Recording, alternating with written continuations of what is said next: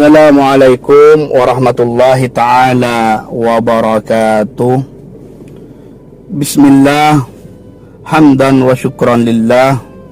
Allahumma salli ala Sayyidina Muhammad wa ala ali Sayyidina Muhammad.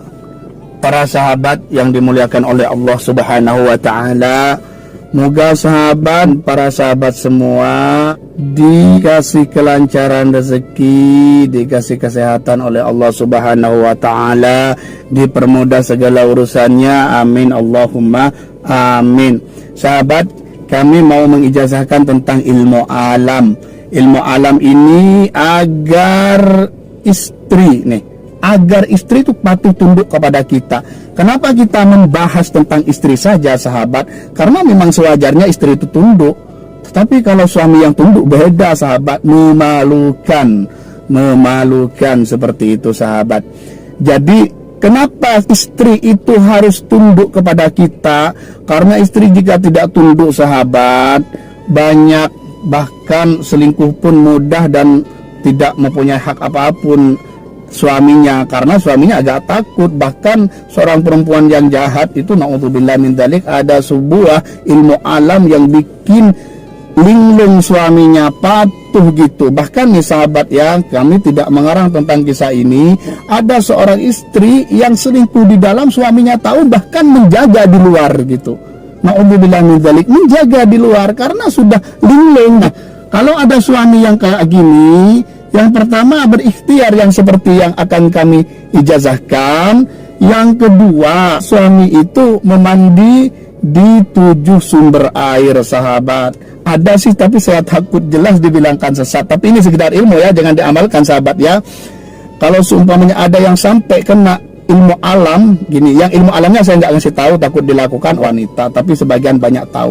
Jadi kalau sudah kena ilmu alam dari seorang wanita ini, dan dia linglung dan dia patuh seperti budaknya, bahkan istrinya selingkuh, dia menjadi satpam melindungi, takut dibentak diam. Nah, biasanya ini kena ilmu alam. Ada sebagian daerah mentradisikan yang kena kayak gini minum dari kencing orang tuanya, ibunya, kalau masih ada. Kalau tidak ada, kencingnya sendiri ditaruhkan kepada telur ayam perawan pertama kali, seperti itu, sahabat. Tapi saya nggak mengajukan ini dan nggak menyuruhkan ini ya, cuma ngasih tahu ilmu betapa bahayanya ilmu alam itu, yang kata daerah saya koteka. Nah, jadi untuk supaya istri itu patuh, nggak macem-macem, nggak bentak untuk seorang suami, sahabat, maka saat bersetubuh nih di malam itu langsung niatkan. Lebih-lebih ini diamalkan oleh seorang yang belum pernah menikah sebelumnya, atau malam pertama. Kalau seumpamanya orang remaja, bagus sekali gitu kan, bagus sekali, karena banyak faktor yang mendukung. Karena ketika suami itu takluk kepada istri, susah untuk membalikkan. Jadi kalau sudah menjadi suami takut-takut istri, itu susah membalikkan, sahabat, kalau nggak diatur dari awal. Makanya lebih mudah untuk seorang yang belum pernah menikah. Nah, caranya adalah malam pertama tidak boleh tidur seorang suami. Ini bagi orang yang awal nikah yang saya bahas. Jadi malam pertama tidak boleh tidur sengantuk apapun. Kalau ngantuk keluar, ngerokok, ngopi, dan lain sebagainya. Ini yang pertama, jangan tidur di malam pertama.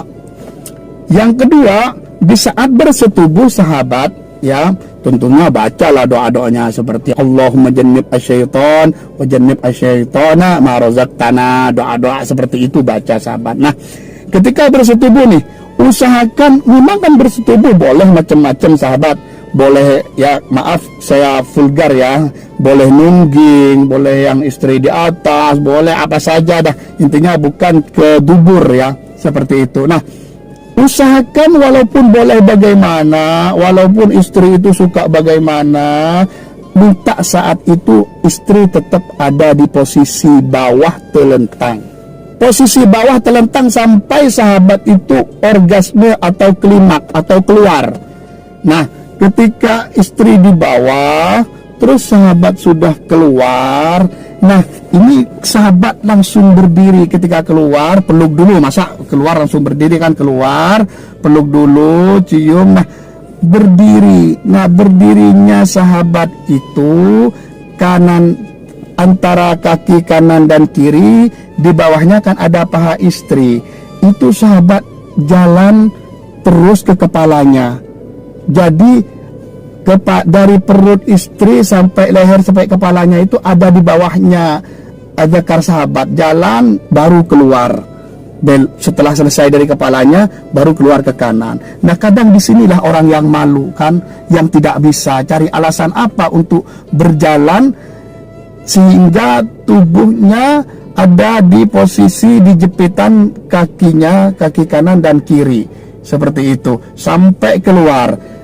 Nah, ini biasanya orang pakai alasan sahabat, kayak ada makhluk hewan di depannya lari sehingga dia sempurna untuk melangkahi dari paha itu, dari paha sampai perut sampai kepala dan akhirnya keluar sahabat. Seperti itu, insya Allah paham sahabat. Nah, jadi cari akal apapun sahabat yang termudah melakukan itu. Kalau saya alasannya pura-pura kaget itu, di depanku itu di gedung itu ada hewan, ada apa seperti itu sahabat, pura-pura kaget. Ya Allah, itu apa gitu. Jadi saya jalan di atas perut dia, terus maksudnya perut dia ada di bawah selengkangan saya, lehernya dan kepalanya seperti itu sahabat. Baru keluar. Nah, inilah untuk yang manten baru.